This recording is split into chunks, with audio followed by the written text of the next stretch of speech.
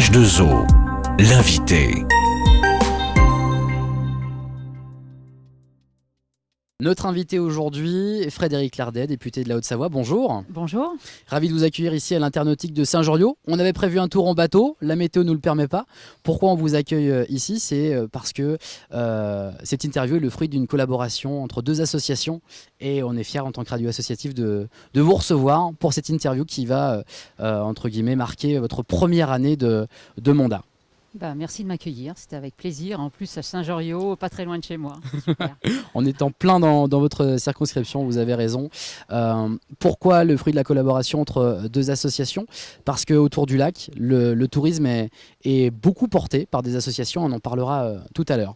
D'abord, pour commencer cette interview, vous fêtez votre première année de mandat, tout comme tous vos collègues à l'Assemblée. Il paraît qu'au ministère de l'Intérieur, on est épuisé. Il paraît que les députés sont au bord du burn-out. Comment vous allez, Frédéric Lardet? Écoutez, fatigué, ça c'est sûr. Je vous mentirais si je vous dirais l'inverse. Burn-out, faut pas quand même exagérer. Nous avons eu une année magnifique, intense, avec beaucoup de projets de loi qui ont été votés, beaucoup qui sont en cours de travaux et en préparation. De toute façon, on s'y attendait, puisque notre mission en tant que député, c'est d'assister le gouvernement pour faire avancer les choses en France et puis mettre en place des réformes dont la France a absolument besoin. Vous succédez à un poids lourd du mandat de député, Lionel Tardy, avec un nombre d'amendements record, une présence irréprochable, c'est le cas. Vous imaginez que le mandat était comme ça ? Je pense que chaque mandat est différent. Celui-ci est encore, comme certains anciens le disent et l'avouent, très dur physiquement, parce que beaucoup de travail, beaucoup plus de travail que précédemment.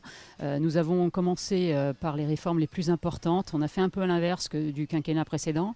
C'est-à-dire que nous avons commencé par l'économie, parce que par l'économie passera effectivement le social. Et ça, je souhaite effectivement le repréciser. Si on a commencé par les entreprises, donner du travail à une personne, c'est une mesure sociale. C'est la première des mesures sociales que nous devons mettre en place pour que tout le monde puisse s'émanciper. Quand on a lancé notre programme avec Emmanuel Macron, on avait deux leitmotifs: libérer pour protéger et émanciper. Donc la libération passe aussi par le travail et c'est ce qu'on a mis en œuvre avec le gouvernement pendant la première année. Alors évidemment, je vais vous parler de la réforme de la SNCF. On y est presque, le texte est au Sénat à la date de cette interview. Pour autant, il y a cette grève, elle perdure.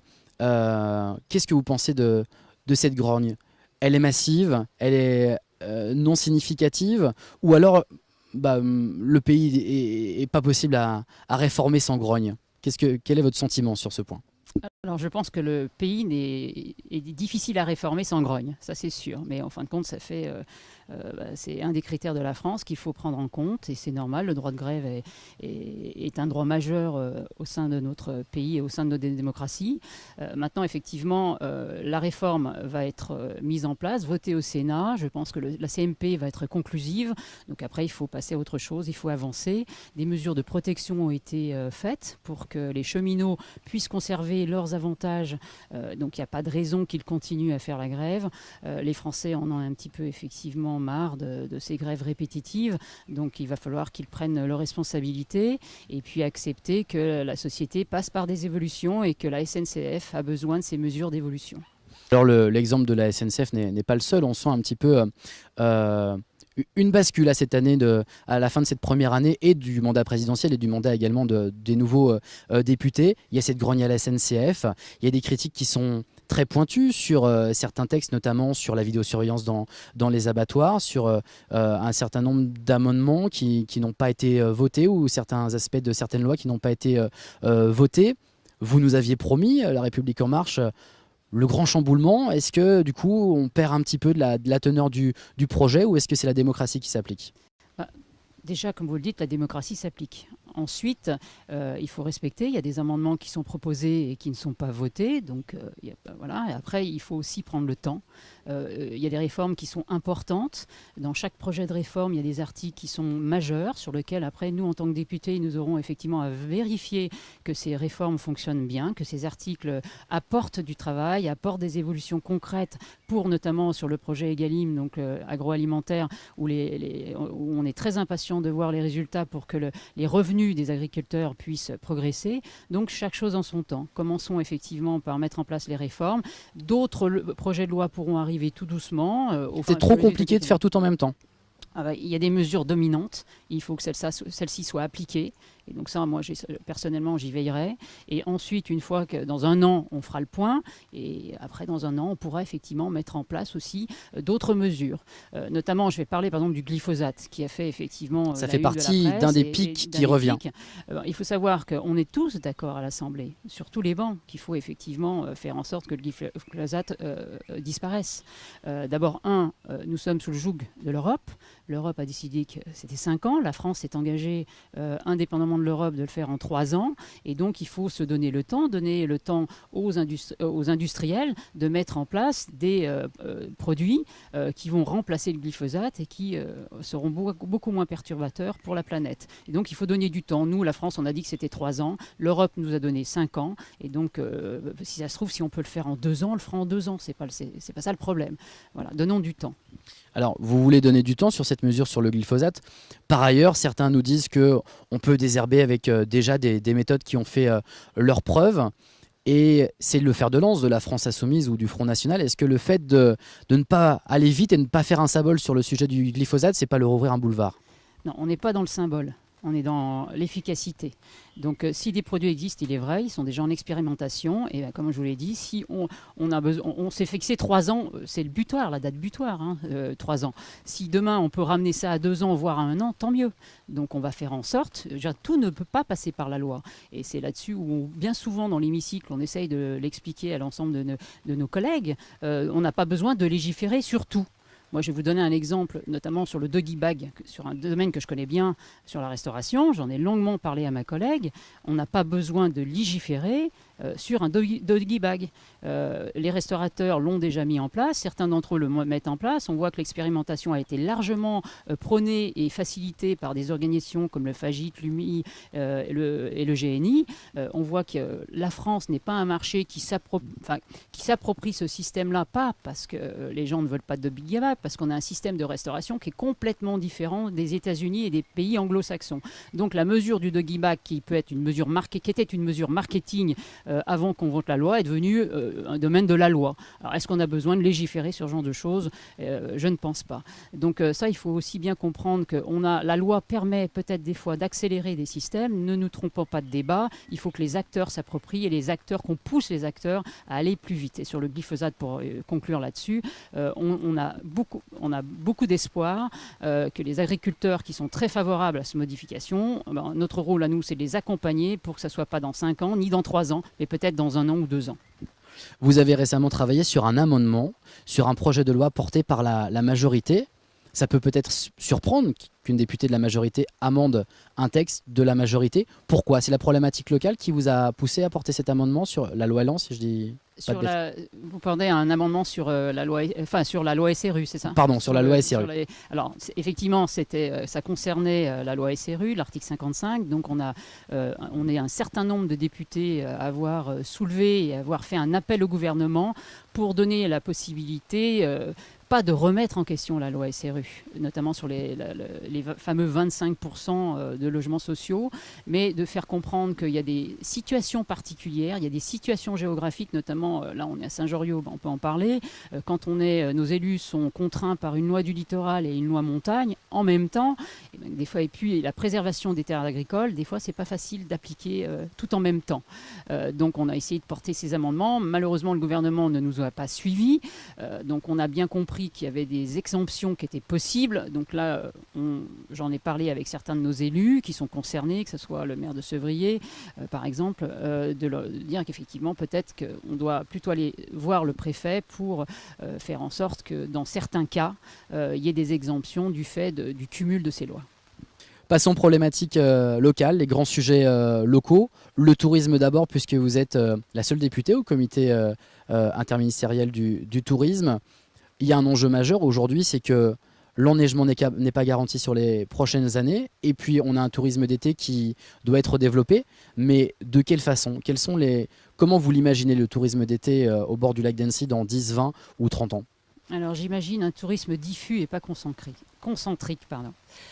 Pourquoi diffus? Vous savez qu'il y a énormément de grandes villes aujourd'hui, comme Barcelone, comme Venise, Amsterdam, qui commencent à légiférer, qui commencent à prendre des décisions très draconiennes et strictes en matière de tourisme, puisque les citoyens qui habitent ne retrouvent plus leur ville. Il y a quand même une certaine nuisance. Et donc, si nous, notre territoire a besoin du tourisme, ça fait partie de son économie, c'est très fort dans l'économie et le PIB de la Haute-Savoie.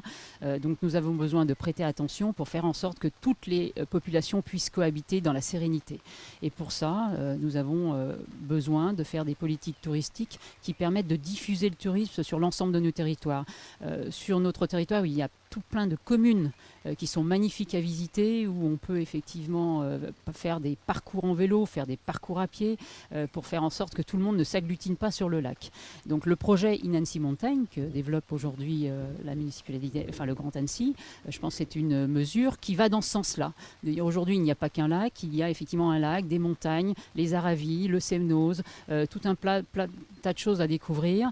Vous avez aussi des petites communes, notamment au niveau du CIT, nous sommes en train de travailler sur le patrimoine et la culture, puisque le patrimoine peut être une source de diversification des itinéraires touristiques. Et donc nous avons beaucoup à travailler sur la revitalisation de nos patrimoines et de le faire connaître aux touristes pour qu'ils viennent et puis qu'ils découvrent et qu'ils reviennent ensuite pour visiter d'autres endroits de la Haute-Savoie. Donc l'enjeu, c'est de décentraliser le tourisme en fait. Tout à fait. De le décentraliser pour qu'on puisse accueillir plus de touristes, parce que si on a une prétention à faire venir de plus en plus de tourisme étranger aux côtés des touristes français qui sont très nombreux, il va falloir qu'à un moment donné on se partage les espaces. Et donc en France, on a la chance d'avoir suffisamment d'espaces magnifiques à visiter sans qu'on ait tous à s'agglutiner à un seul endroit unique. Ça veut dire une consommation qui ne va pas augmenter, mais dont le nombre de consommateurs sera plus important, si je prends l'exemple de l'offre nautique au bord du lac. Tout à fait. En fin de compte, l'avantage du tourisme et de l'économie touristique, c'est un partage de richesse possible. C'est-à-dire que comme on peut le mettre un peu partout, créer l'événement, c'est un marché d'offres. Donc il suffit effectivement de trouver un élément d'offre qui permette d'attirer les touristes. Ça permet de créer des richesses ailleurs que sur un seul endroit. Et après, vous avez quand même des va-et-vient qui permettent effectivement que tout le monde en profite. Justement, c'est là où je veux vous emmener. Aujourd'hui, au niveau des infrastructures au bord du lac, on a l'impression d'être à 100%, que ce soit sur l'offre nautique ou touristique ou d'hébergement, vous le disiez tout à l'heure par rapport au cas de Sevrier, sur l'offre de déplacement également. Comment vous imaginez cette offre d'hébergement, de déplacement, d'infrastructure dans 10, 20 ou 30 ans ? Alors, commençons par l'hébergement. On a légiféré sur la loi Elan en matière de plateforme, puisqu'on a renforcé les sanctions. Maintenant, c'est parce qu'on a renforcé les sanctions que nous sommes contre les plateformes. Bien au contraire, on va avoir besoin de ces plateformes pour accompagner l'économie du tourisme. Quel était le but, du coup, justement, avec cet amendement sur la loi Elan ?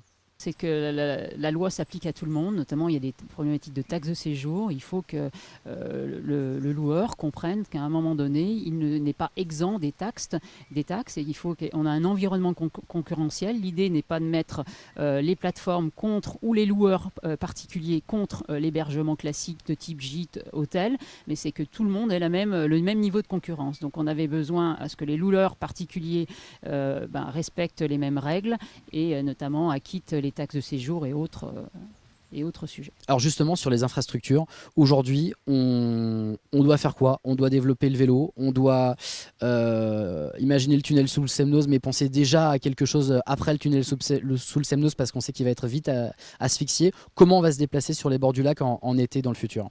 Alors déjà, parking relais, important. Il y a de nombreuses villes aujourd'hui qui l'ont fait. C'est mettre à disposition des parkings à l'extérieur pour que les touristes puissent après venir en centre-ville ou parcourir à vélo, à pied, en bus, en tout cas en mobilité douce, l'ensemble des parcours et des itinéraires qu'ils souhaitent faire dans le cadre de leur activité touristique. Donc parking relais en premier. Vous pensez qu'on peut obliger des touristes qui recherchent du haut de gamme à abandonner leur voiture et à consommer un tourisme plus moyenne classe, pour le dire vulgairement, mais de façon assez réaliste ? Je pense que déjà à Annecy, on a un tourisme qui est assez pluriel. On n'a pas qu'un tourisme haut de gamme. Je pense qu'on n'est pas à Saint-Tropez, on n'est pas encore à Cannes. Donc même à Cannes, d'ailleurs, il y a tout type de touristes. Donc il faut effectivement, dans un premier temps, pouvoir accueillir un maximum de personnes. Et ces personnes ont besoin de pouvoir se mouvoir de manière facile et sur l'ensemble du territoire, et aussi ne pas gêner les Annéciens du bassin qui ont besoin aussi d'utiliser les transports, leur voiture, pour aller se rendre sur leur lieu de travail, même au mois de juillet, même au mois d'août. Donc nous avons besoin de nous partager la mobilité. Vous m'offrez la transition sur les parkings relais. Les projets de la ville d'Annecy, pour ne citer que, sont des parkings relais qui sont très en centre-ville, très proches du lac. Très simplement, vous êtes pour, vous êtes contre, ils sont au bon endroit pour vous? Ils existent, donc ils ont le mérite d'exister. Je parle des projets. Hein. Ah, les projets, ouais, moi alors qu'est-ce que vous appelez proche? Parce que pour moi, un parking relais, effectivement, je parle du projet de parc. C'est les axes d'entrée, c'est les axes d'entrée de la commune nouvelle d'Annecy. Hein. Donc pour moi, c'est vers Pringy, c'est plutôt. Non, je parle du projet de parking souterrain sous le parc de l'Impérial. Ah, sous le parc de l'Impérial. Oui, non, là, oui, effectivement, c'est pas, pour moi, c'est pas ce que j'appelle un parking relais traditionnel tel qu'on peut le voir dans les agglomérations ou qui veulent limiter l'accès des voitures au centre-ville. Pour moi, un vrai parking relais, c'est celui qui est effectivement prévu sur Pringy. Il faudrait en mettre un du côté accès Paris, hein, donc vers la zone commerciale. Des Pagny, merci. Ensuite, on en a forcément besoin d'un sur la rive ouest. Donc tout ça est à réfléchir. Et donc il y a un PDU qui a été sur lequel où il y a eu un gros travail de fait. Et je pense que ces parkings et ces zones ont été identifiés. Et je pense qu'on va dans le bon sens. Dans ce bon sens sur ce côté-là. Justement, c'est un peu le son de cloche des associations qui nous disent le tunnel sous le Semnoz, c'est bien, mais il n'est pas assez ambitieux sur le mode de déplacement, sur la façon de l'utiliser. Certaines parlent d'un tram, ou en tout cas de pouvoir l'ouvrir dès le début au mode doux. Vous pensez que le département ou la commune nouvelle, ou même l'agglo, ou même les trois, parce que les trois sont impliqués dans cette démarche, vont pas assez loin dans le tunnel sous le Semnoz? On doit pouvoir faire mieux dès l'ouverture du tunnel? Je pense que c'est effectivement une réflexion à mener effectivement. Cette approche qui pourrait effectivement coordonner une action multimodale est à réfléchir. En tout cas, un tunnel sous le Semnoz, je vais vous dire, moi je suis pour. Hein. On a besoin effectivement de pouvoir donner un double accès pour des raisons de sécurité, déjà dans un premier temps. On a besoin de fluidifier. Ensuite, en soi, le tunnel est donc important, mais avec une approche effectivement multimodale à l'intérieur de ce tunnel, pourquoi pas, ayons une réflexion avant de s'engager sur des travaux qui seront définitifs. Très bien.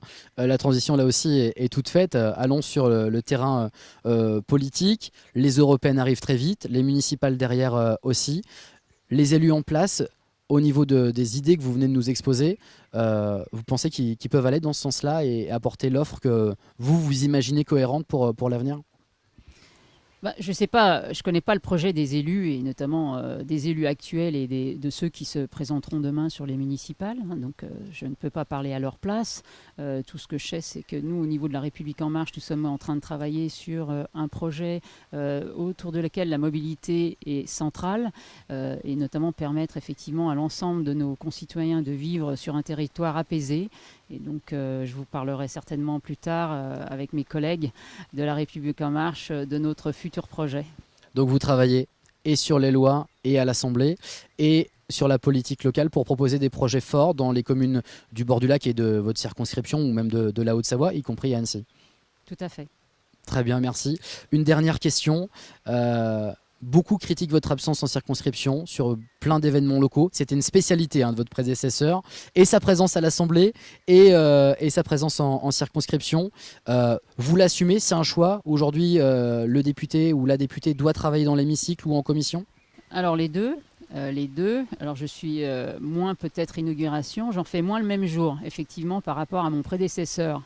Je ne fais pas de zapping.